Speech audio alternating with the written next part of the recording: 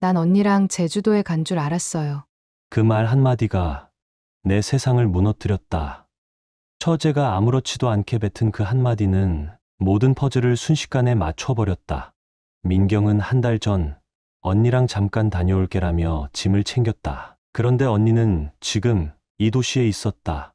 그 순간 머릿속이 하얘졌다. 그녀가 떠난 이유, 나를 피하는 듯한 시선, 진우의 그 얄밉도록 당당한 태도와 아무 이유 없이 건넨 시가 한 갭이 다 연결됐다. 그녀는 진우와 함께였다. 내가 누워있던 동안 그들은 내가 살아있던 자리를 아무 죄책감 없이 차지하고 있었다. 나는 웃고, 울고, 참았고, 또 참았다. 하지만 그날 이후 내 안에 무언가는 달라졌다. 희망보다 분노가 먼저 나를 일으켜 세웠고, 그 분노는 곧 결심이 되었다. 이대로 무너지지 않는다. 끝까지 보고, 끝까지 가겠다. 누구도 상상하지 못했을 것이다. 침대에 갇혀있던 내가 다시 내 두 발로 서서 그들에게 모든 걸 되돌려줄 줄은, 이 이야기는 복수만이 아니다. 이건 살아남은 사람의 이야기다. 그리고 진짜로 다시 일어선 사람의 이야기다. 우리가 항상 셋이었다. 나, 아내 이민경, 그리고 소꿉친구 서진우. 어릴 때부터 함께 자랐고 대학까지도 엇비슷하게 나아갔다. 그런데 사고 이후 모든 게 바뀌었다. 처음엔 그녀가 매일같이 병실에 왔다. 그러다 조금씩 자리를 비우기 시작했다. 그러던 어느 날, 한 달 만에 나타난 아내가 무심하게 말했다. 언니랑 제주도에 좀 다녀오려고 해. 2주 정도. 그때는 아무 말도 하지 않았다. 왜냐고? 이미 마음이 떠난 지 오래였으니까. 하지만 정말 나를 무너뜨린 건 그 다음이었다. 며칠 후, 그녀가 갔다던 언니가 갑자기 병문 안을 왔다. 어머니 댁에 들렀다며 들른 길이었다. 그 말이 이상했다. 그녀는 제주에 있는 게 아니었나? 그리고 결정적인 건 내 친구 진우의 아버지가 던진 한마디였다. 진우도 제주 갔다며? 그 순간 모든 조각이 맞춰졌다. 민경과 진우, 둘이 함께 제주에 간 것이다. 그 누구도 내게 말하지 않았다. 내가 아무것도 모를 거라 생각했겠지. 진우는 늘 민경이 밴드에 들어와 노래해 주길 바랐지만 나는 그녀가 무대보다 더 안정된 삶을 살길 바랐다. 대학 졸업 후 미래를 준비하던 찰나에 그 모든 걸 잃게 된 것이다. 그 사고만 아니었다면 진우가 나 대신 그녀 옆에 설 기회는 없었을 것이다. 그날 서울 도심으로 향하는 가파른 언덕 위 신호에 멈추어 섰다. 그 순간 뒤에서 대형 화물차 한 대가 내 차를 세게 들이받았다. 브레이크가 고장났다고 했다. 그 충격으로 내 차는 앞좌석까지 찌그러졌고 교차로 한가운데까지 질질 끌려 나갔다. 구급대원들은 나를 들것에 고정시키고 병원으로 급히 옮겼다. 엑스레이, MRI, 그리고 전문의가 호출되었다는 소식. 그때부터 상황이 심상치 않다는 걸 알았다. 간호사는 아내가 오고 있다고 했다. 그녀는 서류 몇 장에 서명하고 들어왔다. 창백한 얼굴, 떨리는 눈빛. 나는 그녀를 바라보며 말했다. 난 나을 거야. 다시 걸을 수 있어. 하지만 의사는 현실을 일러줬다. 경추 여러 군데가 부러졌고 목 아래가 마비될 수 있다고 했다. 그 뒤로 나는 재활요양센터로 옮겨졌다. 몸도 마음도 무너지는 순간이었다. 결혼 4년 차. 그녀는 의사의 말을 믿었고 나는 오직 나 자신만 믿었다. 모두가 나에게 현실을 받아들이라고 했지만 나는 포기하지 않았다. 그들은 내가 부정의 단계에 있다고 했다. 하지만 나는 그렇게 쉽게 주저앉을 수 없었다. 오히려 더 버텼고 더 싸웠다. 적응하라, 현실을 살아가라며 말하는 소리에 귀를 닫았다. 그때 나를 붙잡아 준 건 단 2가지. 낮에는 라디오, 밤에는 박병수 어르신의 이야기. 그는 말기 암 환자였지만 그 누구보다 살아있었다. 간호사들은 그도 내 라디오도 싫어했지만 나는 둘 다 놓을 수 없었다. 매일 발끝, 감각을 검사받았지만 아무 느낌이 없던 어느 날 발가락이 움직였고 근육이 살짝 떨렸다. 그 사실은 아무에게도 말하지 않았다. 오직 박 어르신에게만. 너무 일찍 말하면 믿지 않을 테니까. 민경은 처음엔 매일 밤 9시까지 있었다. 하지만 점점 줄었다. 그녀의 눈빛에서 모든 걸 읽을 수 있었다. 곁에 남을 마음이 없었다. 그래서 말해줬다. 이젠 동정심으로 오지 않아도 돼. 그녀는 상처받은 눈빛이었지만 반박하지 않았다. 나는 느꼈다. 그녀는 무대에서 내가 완전히 내려오길 기다리고 있었다. 그리고 내가 장애인이 된 삶을 받아들이는 순간 자신도 떠날 준비를 하겠지. 그 와중에 진우는 자주 찾아왔다. 늘 웃음을 주고 음악 얘기도 건넸다. 하지만 점점 낯설었다. 그의 눈빛, 말투, 행동, 민경과 닮아 있었다. 그때 직감했다. 이 둘, 뭔가 있다. 사람들은 날 찾아와도 진짜 중요한 이야기는 꺼내지 않았다. 세상이 나를 두고 따로 돌아가고 있는 느낌이었다. 박 어르신과 그 밤, 우리는 수없이 시나리오를 돌려봤다. 뭔가 정말 잘못되어 있었다. 그녀가 제주에서 돌아온 지 일주일쯤 지나 진우가 병실에 찾아왔다. 검게 탄 얼굴, 웃는 표정. 내가 누운 상태에서도 볼 수 있도록 바닥에 앉은 그는 작은 상자 하나를 건넸다. 이거 내가 다시 걷게 되면 피우자. 안에는 시가 2개와 성냥이 있었다. 물어보지 않았다. 누구랑 갔는지, 왜 다녀왔는지. 나는 이미 알고 있었고 그도 묻지 않았다. 민경에 대해서도. 왜냐면 그녀는 지금 그와 함께였으니까. 그가 일어서려 할 때 나는 일부러 말했다. 허리 옆 벨트 좀 풀어줘.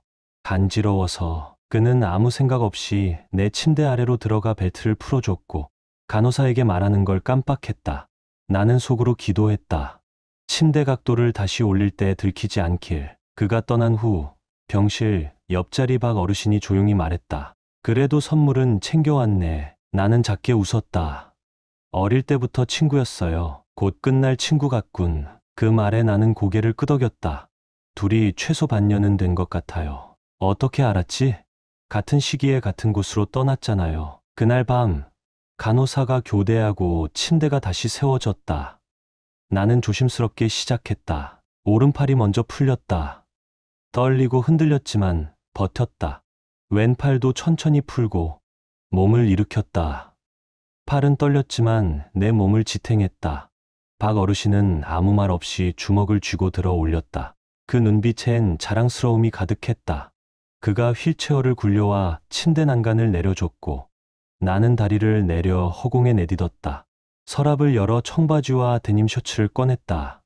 신발은 샌들이었지만 그게 뭐 중요했겠는가. 오직 생각나는 건 단 하나. 그 시가를 피우고 싶다. 성냥 몇 개와 시가 2개를 셔츠 주머니에 넣었다. 어르신에게 물었다. 보행 보조기 좀 써도 될까요? 그는 대신 미소를 지으며 보행기를 내 옆으로 밀어줬다. 엘리베이터는 오른쪽, 간호사실은 왼쪽. 내가 주의를 끌게. 성냥 하나, 시가 하나만 나한테도 줘. 나는 웃었다. 3개 드릴게요. 난 나갈 거니까. 나무 성냥 8개를 서랍 위에 놓고 지갑을 뒷주머니에 넣었다. 5분쯤 기다린 뒤 조심스럽게 침대에서 내려왔다. 다리는 뻣뻣했고 균형도 잘 안 잡혔지만 보행기에 의지해 엘리베이터 앞까지 걸어갔다. 잠시 뒤 나는 요양병원 건물 밖에 서 있었다. 맨발, 보행기에 몸을 기대고 가슴 안쪽 주머니에서 꺼낸 시가를 피웠다. 1년 만에 피우는 연기. 참 맛있었다. 병실에서는 간호사들이 난리가 났을 것이다. 누워있던 환자가 사라졌으니. 하지만 나는 상관없었다. 바람은 상쾌했고 시간은 부드러웠고 무엇보다 나는 서 있었다. 그것만으로 충분했다. 나는 걷게 될 것이다. 지금 이 순간이 증거다. 잠시 후 경찰차 불빛이 요양원 앞에 멈췄다. 경찰 한 명이 내 앞에 다가왔다. 내가 벽에 기대 셔츠를 풀고 시가를 물고 서 있는 걸 보고는 한숨을 쉬며 말했다. 직원들 다 기겁했어요. 아직 완전히 낫지는 않은 것 같은데 안으로 들어가시죠. 나는 고개를 끄덕였다. 이거 2개 다 피우고 들어갈게요. 그는 내 모습을 보고 한 걸음 뒤로 물러났다. 말없이 나를 지켜보았다. 그 뒤로 내 담당 주치의와 재활 전문의가 도착했다. 셋 다 나를 병실로 돌려보내려 애썼지만 나는 고개를 저었다. 그동안 그분들 말만 듣다 보니 오히려 더 늦어진 것 같아요. 누군가가 말했다. 아내가 오면 설득할 수도 있지 않을까요? 나는 웃었다. 그리고 경찰을 향해 말했다. 서경식 씨한테 연락 좀 해보실래요? 그 아들 서진우, 오늘 밤 어디서 공연하는지 물어보세요. 그는 눈을 깜빡이며 물었다. 왜요? 그 남자, 내 아내랑 몇 달째 같이 살고 있습니다. 그가 공연 중이면 그녀도 근처에 있을 겁니다. 그 말을 듣고 모두의 얼굴이 하얘졌다. 그제야 진실을 알았던 것 같다. 아내는 오지 않을 것이다. 그녀는 답이 아니었다. 그리고 나는 더 이상 무력한 존재가 아니었다. 나는 담당이에게 말했다. 문 원장님, 아버지께 연락해 주세요. 집으로 가고 싶습니다. 그는 깊은 숨을 내쉬며 고개를 끄덕였다. 장도연 씨 알겠습니다. 전화하죠. 아버지가 뭔가 깨우쳐 주실지도 모르니까. 나는 보행 보조기를 꽉 잡고 인도로 향해 걸었다. 아버지 댁은 여기서 도보로 10분 남짓거리였다. 경찰이 나를 막으려 하자 문 원장이 가로막고 말했다. 도연 씨, 알겠어요. 당신이 얼마나 강한지도 알았어요. 하지만 지금 무리하면 안 돼요. 우린 아직도 당신이 선 모습이 믿기지 않아요. 그는 곧 아버지에게 전화를 걸었다. 지금 바로 오세요. 상황이 심각합니다. 그리고는 덧붙였다. 말은 아예 꺼내지도 마세요. 그 친구는 고집불통인데 그게 억지로라도 해내게 만드는 힘이에요. 어떻게 일어난 건지는 나중에 따지죠. 그날 밤 진우는 공연이 없었던 모양이다. 왜냐하면 아버지가 도착하기 직전 우리 둘째 차를 몰고 나타난 건 민경이었다. 내가 보행기에 기대 서 있는 걸 보고 그녀는 말 그대로 얼어붙었다. 하지만 아버지의 얼굴엔 놀람보다 뭔가 깊은 감정이 스쳤다. 자랑스러움. 그가 다시는 못 볼 줄 알았던 모습을 본 것이다. 나는 그를 향해 말했다. 할아버지 말 기억나세요? 힘든 시절은 오래가지 않아. 근데 아빠, 트럭에 타려면 좀 도와줘야겠어요. 근데 말은 하지 마세요. 그는 웃으며 내게 다가왔다. 천천히 해. 엄마한테 연락할게. 1층 방 준비해 두셨을 거야. 진짜 집에 가고 싶은 거 맞지? 나는 눈빛으로 대답했다. 그는 고개를 돌려 모두에게 말했다. 저 눈빛 봐요. 이건 허락이 아니라 통보입니다. 넘어지면 다시 일어날 사람이에요. 그게 우리 아들이죠. 그때 민경이 다가왔다. 눈을 크게 뜨고 아무 말도 하지 못한 채 경찰이 조용히 말했다. 부인, 남편분은 이미 서진우 씨와의 관계를 다 알고 계십니다. 우린 그의 아버지에게 연락하라는 지시도 받았고요. 이제 그만 가시죠. 나는 민경을 바라보며 말했다. 아빠, 무덤에서 나온 사람 보이시죠? 근데 말해줘요. 음악 말고 진우는 또 뭐하고 있죠? 그녀는 아빠 집에 살았고 내 차를 몰았고 내 이름으로 대출까지 받았어요. 내가 변호사를 보낸 후에야 멈췄죠. 아버지가 말했다. 그녀가 진우한테 내 이름을 쓰게 했구나. 나는 보행보조기를 끌며 천천히 트럭으로 향했다. 타기 직전 민경을 향해 마지막으로 말했다. 진우한테 전해줘요. 지금 본 걸 말해줘. 그리고 고맙다고 해요. 내가 완전히 돌아오면 그가 뿌린 건 반드시 걷어야 하니까. 그녀는 아무 말도 못하고 창백해졌다. 무슨 뜻인지 알았던 것이다. 그는 내 것을 건드렸고 나는 내 손으로 되찾을 겁니다. 경찰은 당장 그녀를 수갑 채워도 이상하지 않았겠지만 나는 아버지의 손을 빌려 트럭에 탔다. 차창을 내리고 말했다. 문 원장님, 보행보조기는 박 어르신께 돌려주세요. 곧 찾아뵐게요. 그는 고개를 끄덕였다. 집에 도착하자 아버지가 조심스레 나를 내려줬다. 넘어지면 붙잡을 태세였다. 문을 연 어머니는 나를 보는 순간 손으로 입을 틀어막고 울음을 참으셨다. 그들은 혹시 몰라 경사로도 만들어 두셨다. 난간을 잡고 다리는 불타는 듯했지만 한 걸음씩 안으로 들어섰다. 내 온몸은 지쳐 있었지만 나는 집 안에 있었다. 그것만으로도 충분했다. 주방 의자에 주저앉은 순간 문이 다시 두드려졌다. 아버지가 열었고 문 원장이 들어섰다. 그는 나를 살펴보며 혼을 내듯 말했다. 진짜 말 안 듣긴 하네요. 그러면서도 계속 웃고 있었다. 그는 아버지에게 트럭 열쇠를 건네며 말했다. 뒤에 지팡이 2개 있습니다. 하나는 써도 좋아요. 턱받침은 떼드릴게요. 그 정도는 충분히 자격이 있으니까. 하지만 나머진 엑스레이 다시 찍을 때까지 유지해야 해요. 나는 지팡이를 받아들고 섰다. 프레임보다는 훨씬 낫다. 면도기 좀 빌릴 수 있을까요? 아버지가 바로 건네줬고 나는 아래층 화장실에서 면도를 마쳤다. 거울 속에 나는 오랜만에 나다운 얼굴이었다. 이제 머리만 좀 정리하면 되겠군. 뭐 먹고 싶어? 어머니가 물으셨다. 담배 한 갭이랑 김밥 2개, 그리고 맥주. 그녀는 4개를 만들기 시작했다. 나는 이제 재활병원으로 옮겨야 했고, 그 전에 요양원에 있는 짐도 정리해야 했다. 자랑스럽다. 도현아, 어머니가 말했다. 문 원장도 고개를 끄덕였다. 우리 말 안 듣길 잘했네요. 하지만 전문의 진료는 계속 받아야 해요. 보험 문제도 꼼꼼히 챙기고요. 아버지가 그를 배웅하는 사이 나는 따뜻한 음식을 맛보았다. 진짜 음식은 정말 오랜만이었다.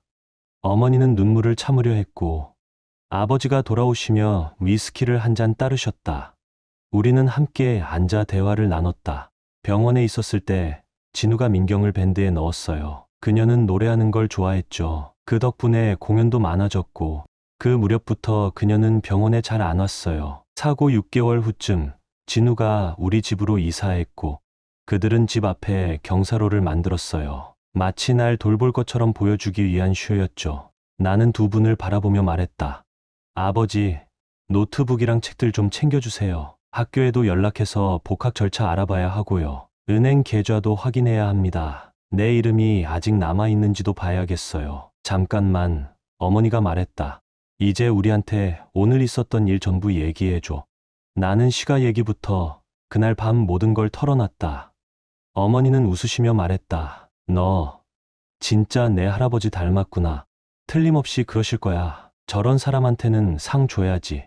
아버지는 내일 휴가 내고 내 짐 챙기러 가실 거야. 그리고 옷은 내가 근처 마트에서 몇 벌 사올게.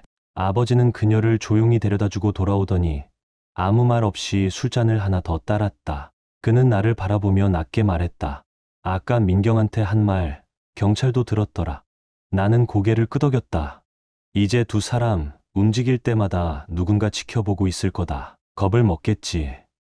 그리고 그런 공포는 사람을 안에서부터 썩게 만들어 곧 서로 탓하고 물어뜯기 시작할 거야. 어느 정도 잠잠해졌다 싶을 때 이혼 서류 한 방이면 되지.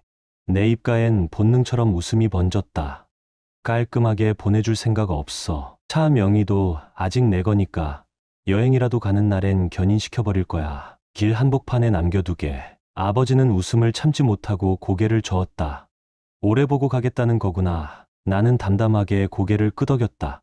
진우 손은 스스로 망치게 둘 거예요. 조금의 자극이면 충분하죠. 그놈은 늘 반짝이는 것만 줬던 놈이니까. 특히 립스틱 바른 쪽이라면 더더욱. 아버지의 시선이 날 관통하듯 들어왔다. 진심이냐? 나는 똑바로 쳐다보며 말했다. 여기까지 왔어요. 상황 바뀌면 방법은 바꾸겠지만 이건 언젠가가 아니라 곧이에요. 다음 날 아침 눈을 뜨자마자 후회가 밀려왔다. 온몸이 무거웠고 근육은 날 거부했다. 하지만 바닥으로 몸을 굴리고 팔을 짚어 기어 올라가다시피 일어섰다. 느리지만 분명히 몸은 살아있었다. 움직이면 움직일수록 그 감각이 돌아왔다. 10시 정각, 아버지와 함께 병원에 도착했다.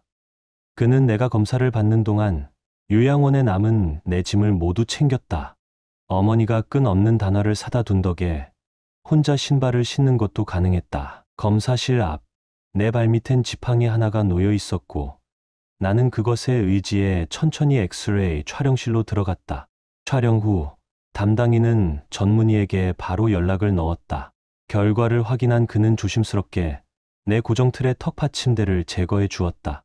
목이 가벼워지는 동시에 그간 조여오던 무언가가 풀리는 기분이었다. 퇴원 수속 후 어머니와 함께 문 원장 사무실에 들렀다. 2주 뒤 재활 프로그램이 시작될 예정이라는 말을 들었다. 나는 고개를 끄덕이며 곧장 은행으로 향했다. 계좌를 확인하는 순간 몸이 다시 얼어붙었다. 잔고 영원, 매달 들어와야 할 보험금도 예금도 사라져 있었다. 나는 즉시 변호사에게 연락했고 그는 이체 내역을 추적했다. 돈은 모두 진우의 계좌로 빠져나갔고 서류에는 내 이름과 위조된 서명이 찍혀 있었다. 날짜는 내가 병원에서 꼼짝 못하고 누워있던 그때 완벽한 증거였다. 숨을 고르고 새 계좌를 만들고 새 카드까지 발급받은 나는 모든 자금을 회복했다. 은행을 나오자마자 첫 번째로 한 일은 미용실에 들어가는 것이었다. 거울 속 덥수룩했던 머리가 정리되자 드디어 내가 나로 돌아온 듯한 기분이 들었다.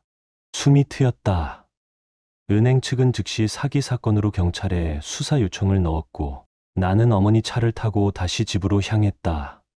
그날 오후 아버지는 내 책, 노트북, 옷, 물건들을 모두 정리해왔다.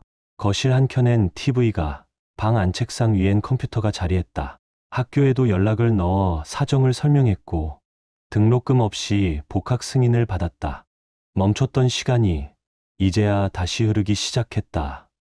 뒤뜰에 앉아있던 늦은 오후 문이 열리더니 가족들이 들어왔다. 두 누나와 막내 동생. 그들의 얼굴에는 믿을 수 없다는 표정과 함께 어딘가 미안함이 섞여 있었다. 우리가 직접 보기 전까지는 그들의 말에 나는 고개를 끄덕이며 말했다. 이제 와서야 각자 어디 서 있는지 확실히 보이네요. 서로의 간극은 여전했지만 그래도 가족은 가족이었다. 어머니가 조용히 들어와 이제 좀 쉬어야지 하고 말하기 전까지 우리는 짧지만 진한 대화를 나눴다. 며칠 후 나는 어머니에게 부탁했다. 요양원에 가고 싶어요. 박 어르신 뵙고 싶어요. 도착하자마자 나는 곧장 안으로 들어갔다. 그는 여전히 휠체어에 앉아 있었고 나를 보자마자 천천히 고개를 들었다. 어르신, 한데 어때요? 나는 천천히 그를 밀고 나왔다. 지팡이 두 개는 하나로 묶어 어깨에 걸쳤다. 복도에서 간호사 한 명이 다가왔다. 어르신, 어디로 모시고 가세요? 나는 짧게 웃으며 말했다. 바람 좀 쐬고요. 담배 한 대, 그리고 이야기요. 걱정 마세요. 모시고 다시 올게요. 그녀는 작게 중얼였다. 돌아오신다고 했는데 우린 믿지 않았어요. 나는 담담하게 말했다. 제가 강해질수록 더 자주 올 겁니다.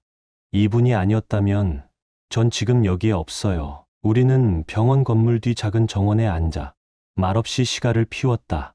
두 개가 다 타들어갈 즈음 그는 천천히 눈을 감았다. 나는 조용히 그를 다시 병실로 데려다 주었고 침대 옆에 그를 눕혔다. 숨소리는 규칙적이었고 그 얼굴엔 깊은 평온이 깃들어 있었다. 돌아오는 길 나는 지팡이를 거의 쓰지 않았다. 몸의 균형을 다시 잡는 법을 내가 조금씩 찾아가고 있었다. 나는 마침내 변호사를 선임했다. 말수가 적고 눈빛이 날카로운 여성이었다. 내가 겪은 일을 듣자 그녀의 입가가 굳게 다물어졌다. 그녀는 낮게 말했다. 이건 절대 그냥 넘어갈 일이 아니에요. 그 주 금요일 모든 것이 시작되었다. 그날 아침 민경은 이혼 서류를 받았다.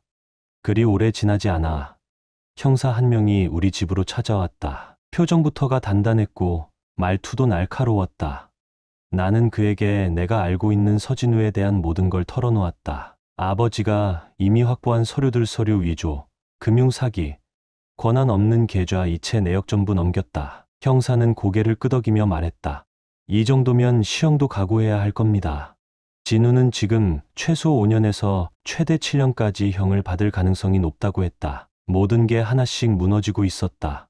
그들이 쌓아올린 거짓말, 가짜 행복, 그 밑바닥이 드러나기 시작했다.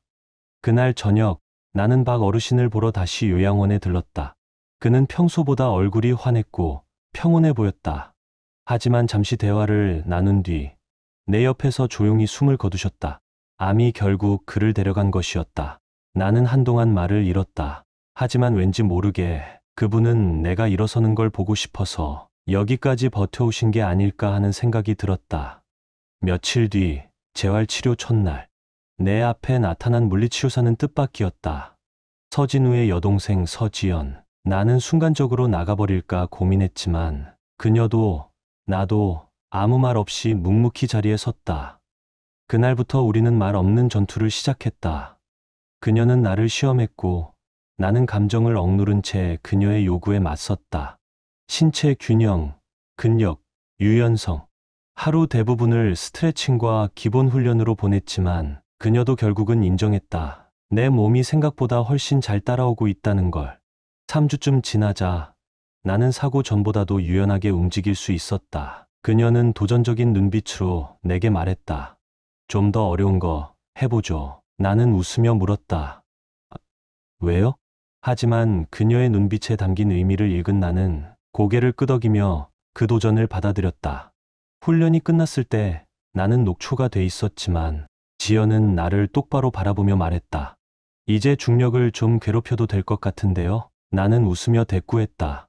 힘이 부족한 게 아니에요. 너무 오래 가만히 있었던 게 문제였죠. 그녀가 팔짱을 끼고 말했다. 그 말, 다치지 않고 증명할 자신 있어요? 나는 조용히 다가가 그녀의 허리를 감싸 그녀를 번쩍 들어 올렸다. 지연은 놀라 웃음을 터뜨리며 나를 내려다봤다.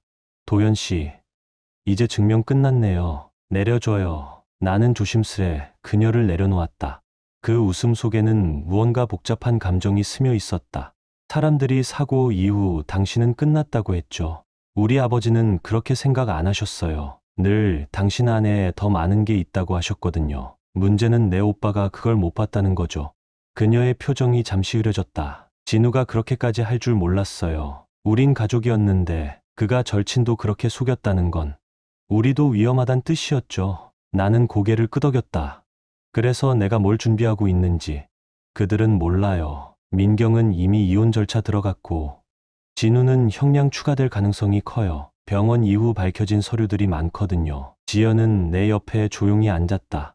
어릴 때 오빠랑 도연 씨가 축구하던 거 기억나요? 도연 씨는 늘 패스를 하더라고요. 그게 좀 이상했어요. 다들 자기 드리블만 하려고 하는데 그때 생각했어요. 이런 사람 진짜 드물다고. 그 뒤로 만난 사람마다 도연 씨랑 비교하게 됐죠. 나는 그녀를 바라보며 말했다. 언제 우리 첫 데이트 할까요? 완전히 회복됐으면 오늘 당장이라도. 아직은 좀 무리겠죠.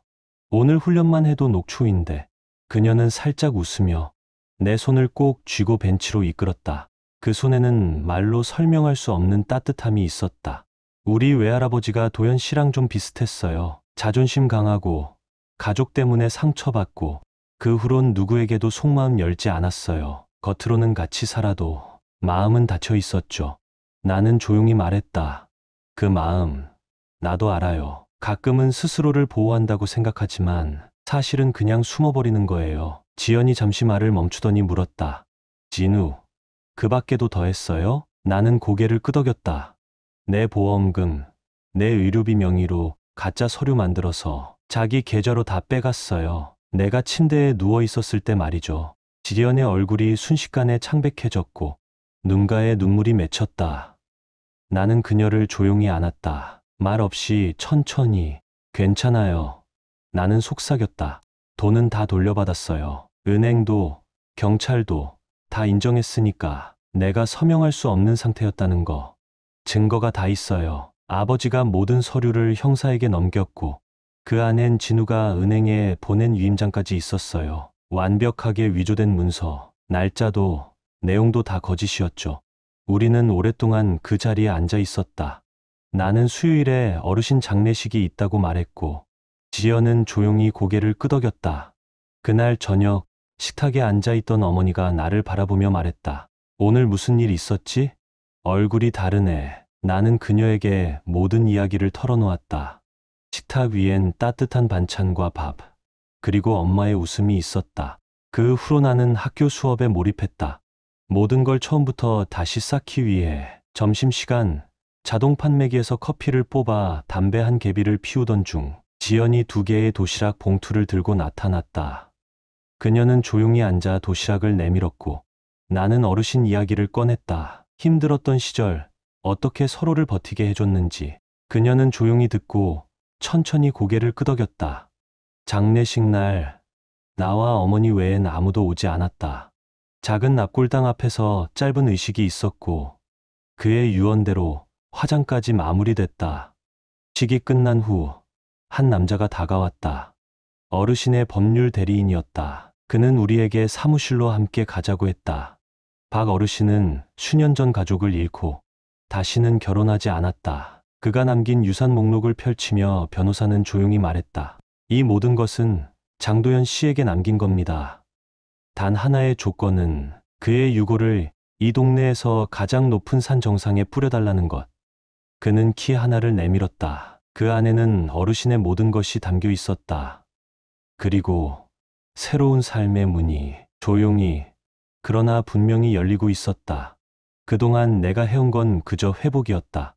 진짜 성장은 지금부터였다. 변호사는 조용히 봉투 하나를 내밀었다. 그 안에는 수표가 들어 있었다. 금액을 본 순간 나는 말을 잃었다. 그는 덧붙였다.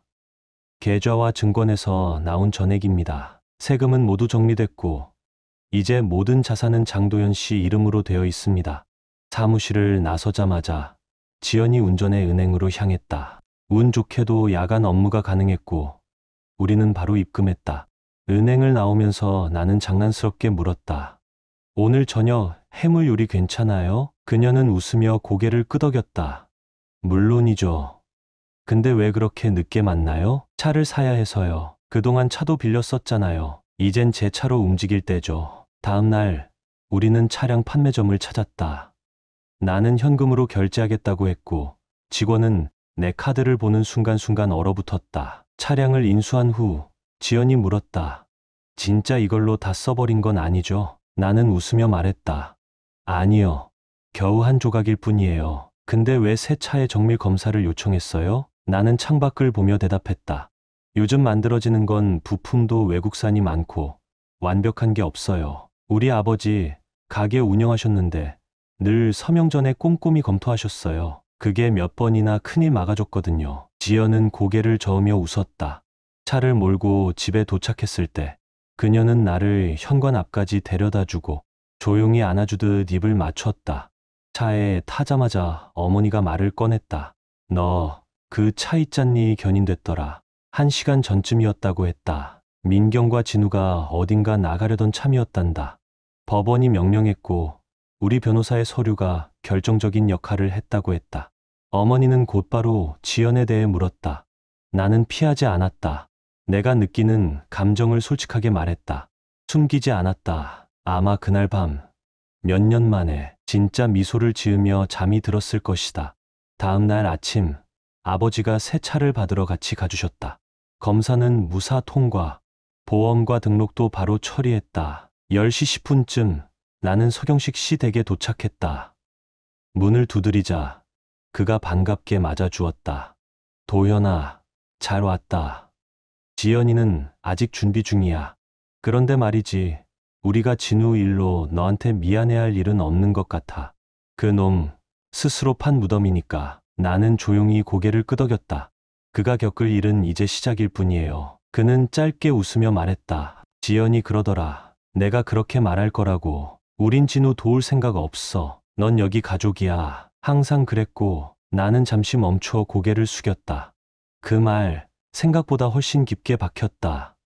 주방에선 그의 아내가 따뜻한 차를 준비하고 있었고 나는 예의상 자리에 앉아 1시간쯤 그들과 대화를 나눴다. 지연은 내 옆에 조용히 앉아 있었다. 복도에서 나와 화장실로 향하는 길. 그녀의 여동생이 조용히 다가왔다. 살짝 웃으며 속삭였다. 엄마 아빠는 오빠랑 언니가 1년 안에 결혼할 거라 확신하시던데요. 나는 당황했다. 하지만 그 말보다 더 충격적이었던 건 다음 말이었다. 언니, 진작부터 오빠 좋아했어요. 근데 늘 아닌 척했죠. 나는 멍하니 그녀를 바라보았다. 이 감정이 정말 사랑인지 아니면 진우에 대한 복수의 일환인지 내가 헷갈리고 있었다. 그녀는 나를 찬찬히 보더니 말했다. 그런 생각하지 마요. 오빠는 원래 그런 식으로 잘못된 사람에게 복수 안 하잖아요. 언니는 진우랑 달라요. 나는 조용히 고개를 끄덕였다. 고마워요. 요즘 모든 걸 다시 생각하게 돼서. 그녀는 미소 지었다. 지연 언니, 처음에 오빠 배정받았다고 듣고 무서워했어요. 근데 그날 밤 첫 키스 얘기만 1시간 넘게 하더라고요. 만약 진심 아니면 제발 지금 놓아주세요. 나는 작게 단호하게 말했다. 오늘 밤이면 언니도 내가 어떤 마음인지 알게 될 거예요. 우리는 곧 차를 타고 어르신이 남긴 땅으로 향했다. 가는 길은 길고 조용했다. 산속으로 이어진 흙길을 따라 나는 조심스럽게 차를 몰았다. 도착했을 때 문을 열고 내려 직접 철문을 밀었다. 자연은 우리를 환영하듯 조용히 흔들리고 있었다. 그리고 그 집을 봤다. 그 순간 둘 다 멈춰 섰다. 웅장한 통나무 저택, 별채까지 완벽하게 관리된 상태였다. 전기와 수도는 이미 작동 중이었고 건물은 마치 누군가 금방이라도 돌아올 것처럼 정돈되어 있었다. 나는 조용히 문을 열었다. 발을 들이자마자 느꼈다. 이곳은 누군가의 꿈이었다. 지연은 손을 내밀어 내 손을 잡고 말했다. 여기 정말 아름다워요. 1년쯤 전에 지었다고 해요. 그의 아내와 아이들이 사고로 세상을 떠나기 전. 결국 그는 여기서 한 번도 살지 못했죠. 우리는 천천히 1층을 둘러보고 2층으로 올라갔다. 안방은 거의 스튜디오만큼 넓었고 나머지 방들도 아파트 한 채보다 컸다. 지연은 살짝 긴장한 듯 물었다. 이 모든 걸 언제 알았어요? 민경이 재산 분할 소송 걸기 전에 정리했어요. 법적으로 이건 내 단독 재산이에요. 건드릴 수 없죠. 그럼 필요한 거 정리해 볼까요? 지연이 물었다. 생활하려면 이것저것 있어야 하잖아요. 좋아요. 시작해요. 지연은 노트북을 열고 목록을 정리하기 시작했고 나는 바깥 별채를 살펴보러 나갔다. 겉보기엔 차고였지만 안에는 농기구들이 가득했다. 트랙터, 제초기, 공구들까지 모두 손질되어 있었다. 나는 제초기를 연결하고 도로 양옆을 따라 운전하며 잡초를 밀어냈다. 그 순간 할아버지와 함께 보냈던 어린 시절이 떠올랐다. 몸이 먼저 기억해냈다. 집으로 돌아오자 지연이 손을 흔들며 달려나왔다. 무언가 찾았어요. 그녀는 안방 옷장 안에서 숨겨진 금고를 발견했다. 나는 오래된 열쇠 중 하나를 꺼내어 돌렸다. 찰칵, 문이 열렸다. 안에는 금괴 3개와 두툼한 봉투 하나가 있었다. 봉투 안에는 거액이 찍힌 유가증권. 나는 숨을 들이쉬며 말했다. 다행이에요. 우리가 처음부터 함께 재활한 게. 지연은 말없이 웃었다. 그리고 그 순간 우리 앞엔 진짜 인생이 서서히 다가오고 있었다. 혹시 내가 돈 보고 다가온 거라고 생각했어요? 내가 농담처럼 웃으며 말하자 지연은 대답 대신 갑자기 내 품에 안겨들었다. 그리고 마치 세상이 멈춘 듯 길고 깊은 입맞춤을 건넸다. 숨을 돌리기까지 꽤 오랜 시간이 걸렸다. 그날 오후 우리는 해가 나무 뒤로 숨을 때까지 밖에서 잡초를 밀고 창고를 정리하고 땅을 정돈했다. 모든 작업을 마친 뒤 문을 잠그고 저녁을 먹으러 나섰다. 이 집을 진짜 집으로 만들려면 꽤 오래 걸릴 거예요. 지연이 말했다. 어디서부터 시작할 건데요? 일단은 밥부터. 나는 웃으며 대답했다.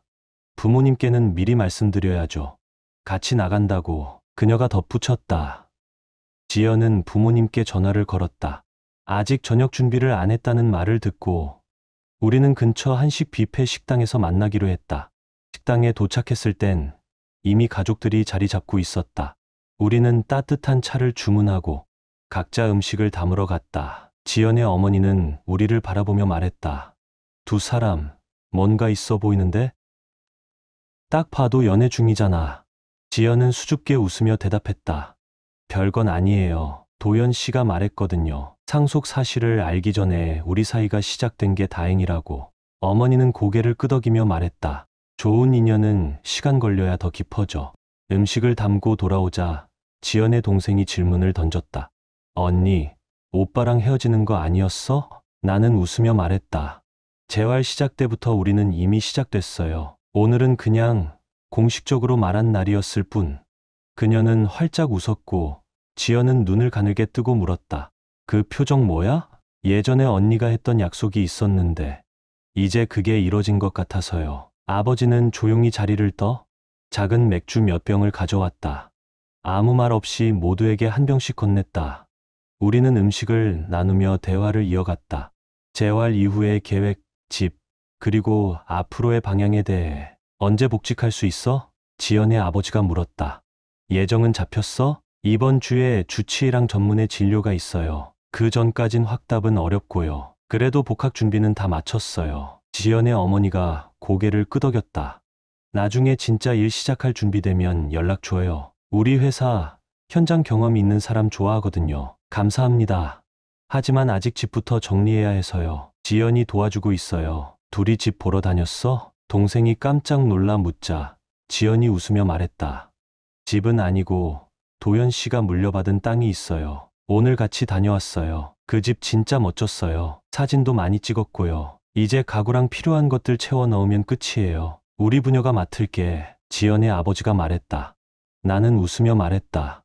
여자 손이 필요하잖아요. 남자 혼자 하면 소파 하나, TV 하나 놓고 끝이에요. 지연은 웃음을 참지 못하고 내게 입맞춤을 했다. 가족들은 사진을 돌려보며 감탄했고 나는 집이 어떻게 관리되어 왔는지 그리고 앞으로 어떤 식으로 리모델링할 예정인지 간략히 설명했다. 혹시 지연이한테 영상 보여줬어요? 네. 오늘 트랙터로 잡초 밀던 영상이 있어요. 현장 느낌이 잘 나요. 식사 후 우리는 근처 가전 매장을 몇 군데 돌아다녔다. 가격도 비교하고 서비스도 확인했다. 결국 지역 업체로 결정했다. 조금 비쌌지만 AS나 품질 보증이 확실했기 때문이다. 집에 돌아왔을 때는 밤 10시가 넘은 시간이었다. 그리고 다음 날 새벽 내 핸드폰이 진동으로 울렸다. 문자 3개, 부재중 전화 2통, 전부 전처의 언니 수진이었다. 나는 전화를 걸었다. 그녀는 민경과 진우를 시내에서 데려왔고 돌아가기 전에 잠깐 이야기하고 싶다고 했다. 우리는 근처 카페에서 만나기로 했다. 그녀는 먼저 와 있었다. 도연 씨, 보기 좋네요. 솔직히 민경이 말은 다 들었는데 그쪽 얘기도 직접 듣고 싶었어요. 나는 조용히 고개를 끄덕였다. 그녀는 오래전부터 마음이 떠났어요. 내가 병상에 누워있던 동안 그녀가 의지했던 건 진우였죠. 그는 감정적으로만 내 자리를 차지한 게 아니라 금전적으로도 그랬어요. 그녀는 도연 씨가 먼저 밀어냈다고 했어요. 간호요양원에 올 때마다 상처만 받고 돌아왔다고요. 처음 한 달은 매일 왔죠. 6달쯤엔 일주일에 한 번, 9달 후엔 한 달에 한 번 오기도 힘들었어요. 진우도 똑같았어요. 수지는 얼굴이 창백해졌다. 전혀 몰랐어요. 마지막에 들렀을 땐 눈도 못 마주치더라고요. 10분도 안 있어 있다 갔어요. 내가 걸을 수 있게 되고 나서 알게 됐죠. 진우가 내 집에 들어간 게 사고 6개월 후였다는 걸. 그녀는 이혼에 대해 이야기할 때 도연 씨가 비협조적이라고만 했어요. 그렇게 많은 걸 숨기다니. 보험금 지급 서류 내 이름으로 위조됐어요. 아버지가 법원에 가서 대출 막았죠. 서명 날짜는 내가 여전히 병원 침대에 누워있던 날. 그녀도 그 사실 알아요? 모를 거예요. 진우가 내 우편에서 정보를 빼갔을 가능성이 커요. 지금 경찰이 수사 중이에요. 판결 나면 최소 7년형입니다. 수지는 고개를 숙였다. 이제야 이해가 되네요. 감정적인 문제만이 아니라 진짜 배신이었군요. 그리고 수진 씨, 마지막으로 하나 묻고 싶어요. 마지막으로 날 찾아왔던 게 언제였죠? 난 언니랑 제주도에 간 줄 알았어요. 언니가 그렇게 말했으니까요. 근데 알고 보니 진우랑 갔던 거였죠. 그녀는 얼굴을 감싸며 말했다.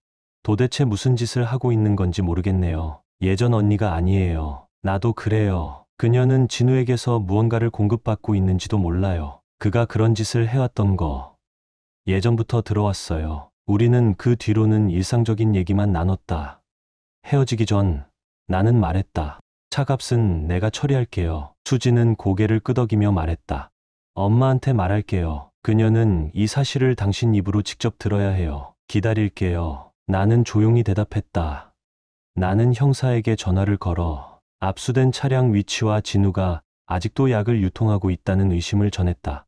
그는 차량에서 약품과 제조 도구가 나오면 바로 압수수색 영장을 청구하겠다고 했다. 그리고 나에게 차량 명의를 민경 쪽으로 이전해 두라고 했다. 나는 변호사를 통해 동의했다. 문제 발생 시 책임이 그녀에게 돌아가게 하기 위한 수였다. 며칠 뒤 형사에게서 연락이 왔다. 차량 트렁크에서 약품과 제조 장비가 발견됐고 곧바로 진우는 폐창고에서 체포되었다. 불법 약물 생산 혐의로 8명과 함께 현행범으로 잡혔다. 나는 변호사와 상의해 차량과 내 몫의 아파트 일부를 포기하는 대신 민경이 보험금 권리를 완전히 포기하도록 협상했다. 그녀는 아무런 의심 없이 서명했다.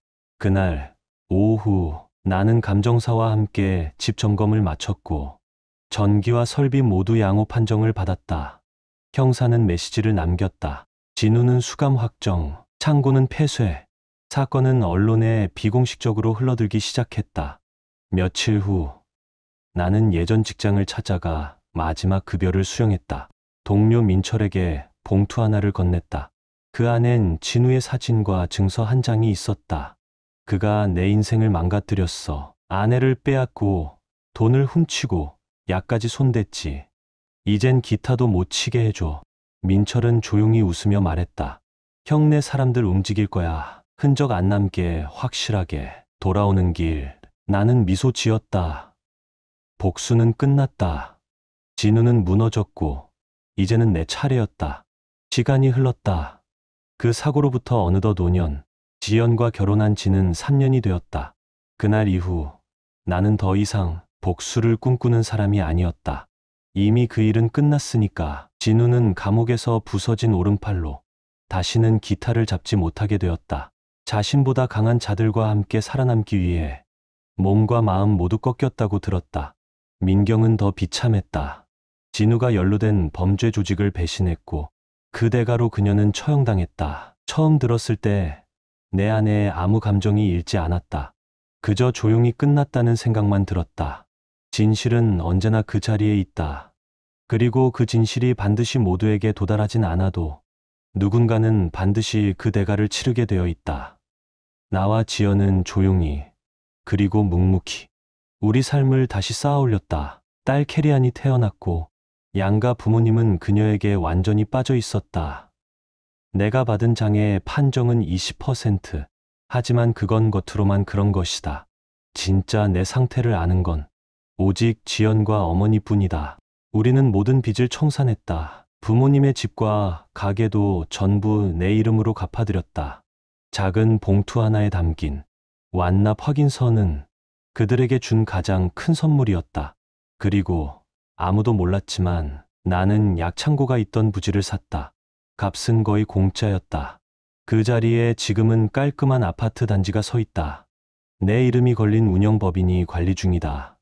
그 자리는 이제 누군가의 새 삶이 시작되는 곳이다. 매년 크리스마스가 되면 미국에 있는 준호 형에게서 카드가 도착한다.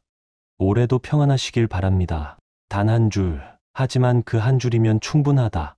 얼마 전 가족 모두가 모인 저녁 식탁 위에서 우리는 하나의 소식을 전했다. 캐리안, 동생이 생길 거야. 조용한 탄성과 따뜻한 박수. 그 속에서 나는 생각했다. 이 삶이 그렇게 무너졌던 적도 있었지. 모든 걸 빼앗기고 버려지고 아무도 믿지 않게 됐던 시간들. 하지만 중요한 건 넘어졌다고 끝나는 게 아니라 다시 일어섰는가이다. 누군가는 거짓과 욕망에 무너지고 누군가는 그 틈에서 살아남는다. 내게 남은 건 복수가 아니라 산 그 자체였다. 지켜야 할 가족, 쌓아갈 미래, 그리고 잊지 않아야 할 진실. 이제 나는 누군가의 남편이고 아버지이고 스스로의 인생을 다시 선택한 한 사람이다. 그리고 더 이상 뒤를 돌아보지 않는다. 당신은 어떻게 느끼셨나요? 댓글로 당신의 생각을 들려주세요. 이 이야기가 여러분께 작은 감동, 잠시 멈춰 생각해보는 계기, 혹은 바쁜 일상 속 따뜻함이 되어주었다면 저희는 더할 나위 없이 기쁩니다. 여러분의 좋아요와 댓글, 구독은 이 이야기가 더 많은 사람들에게 닿을 수 있도록 따뜻한 다리 역할이 되어줍니다. 끝까지 함께해 주셔서 진심으로 감사드립니다. 늘 평안하시고 행복한 일들로 가득한 나날 되시길 진심으로 바랍니다.